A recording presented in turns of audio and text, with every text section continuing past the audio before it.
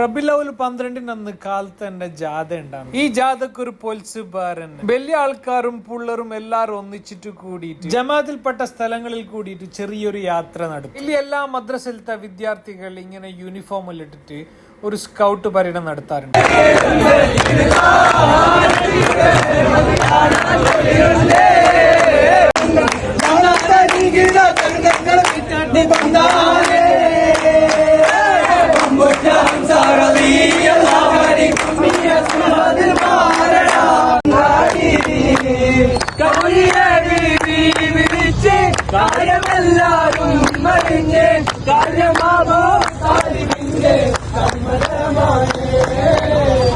യാതൊക്കെ പോകുമ്പോ നമ്മ എല്ലാരും ഒരു കവറും പിടിച്ചിട്ടാണ് പോവുക. പിന്നെ ആ കവർ നിറച്ചിട്ടായിരിക്കും പർക്ക് ബയലോട്ട് വരുന്നത്. പിന്നെ ഘോഷയാത്രയിൽ കഴിഞ്ഞിട്ട് ഉച്ചക്ക് ഒരു മൊയ്ലൂദ് ഉണ്ട്. ആ മൊയ്ലൂദ് കഴിഞ്ഞിട്ട് ഒരു പത്തല് കൊടുക്കുന്ന ഒരു സംഭവം ഉണ്ട്. നമ്മളെ